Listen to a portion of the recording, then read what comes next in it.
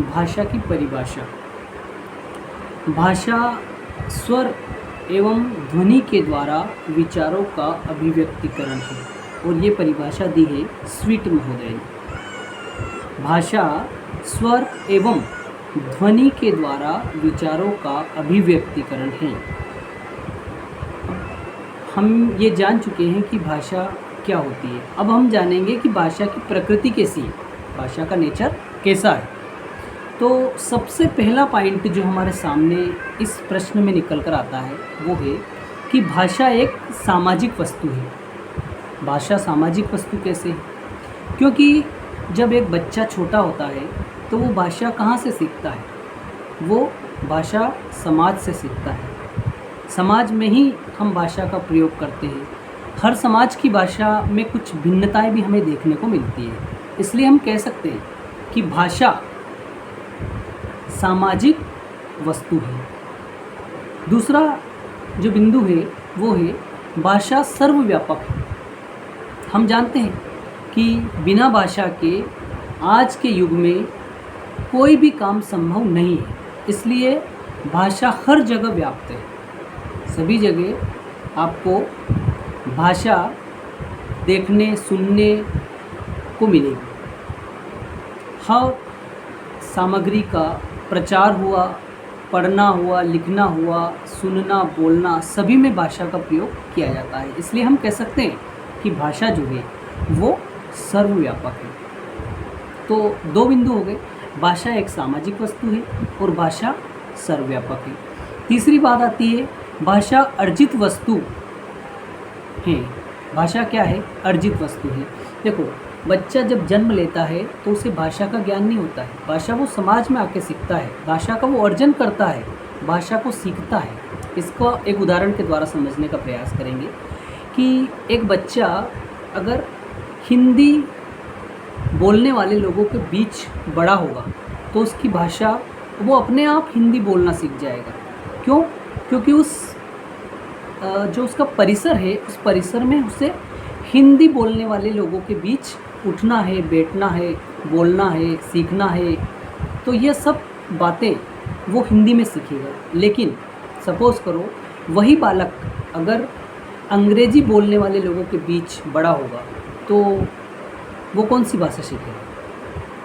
अंग्रेज़ी भाषा सीखेगा, क्योंकि वो अंग्रेज़ी भाषा जानने वाले लोगों के बीच बड़ा हो रहा है, तो वो उन्हीं की भाषा उनके अनुकरण के द्वारा सीखेगा। इसलिए हम कह सकते हैं कि भाषा जो है वो अर्जित वस्तु है। तीन बिंदु हुए। अब चौथा जो प्रकृति है हमारी भाषा की, उसका ये है कि भाषा का प्रवाह अविच्छिन्न है। भाषा का प्रवाह कैसा है? अविच्छिन्न है। क्योंकि जब एक बार बालक भाषा सीख जाता है तो उस भाषा का ज्ञान उसे पूरे जीवन भर याद रहता है। ऐसा नहीं है कि आप उससे छीन सकते हैं उसे। इसलिए भाषा क्या है? अविच्छिन्न है। अगला बिंदु जो है वो है यह मानव विचारों की वाहक और अभिव्यक्ति का माध्यम है। मानव के जो विचार हैं, उसके अंतर मन में कुछ विचार आ रहे हैं, वो विचार दूसरों के सामने वो व्यक्त करेगा तो उसमें भाषा का प्रयोग करेगा।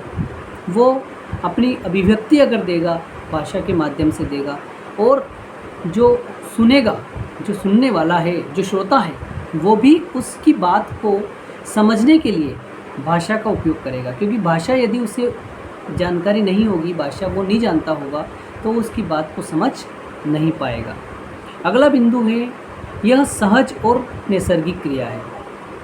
जैसे कि हम जानते हैं भाषा जो है वो बालक अपने आप समाज में रहकर सीख जाता है। इसलिए वो नैसर्गिक है और सहज है। एक सहजता के साथ भाषा को हम सीख सकते हैं।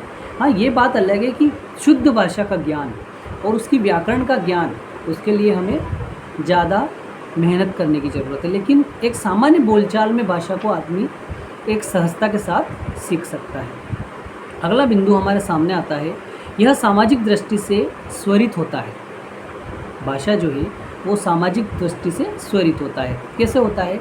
जैसे कि हम जानते हैं कि एक ही भाषा का प्रयोग यदि दो व्यक्ति कर रहे हैं और उनके बीच में दूरी अगर है तो उसमें थोड़े बहुत शब्दों का अंतर हमें देखने को मिल जाएगा, या उनकी वाक जो बोलने की जो है उसमें थोड़ा सा परिवर्तन दिखेगा।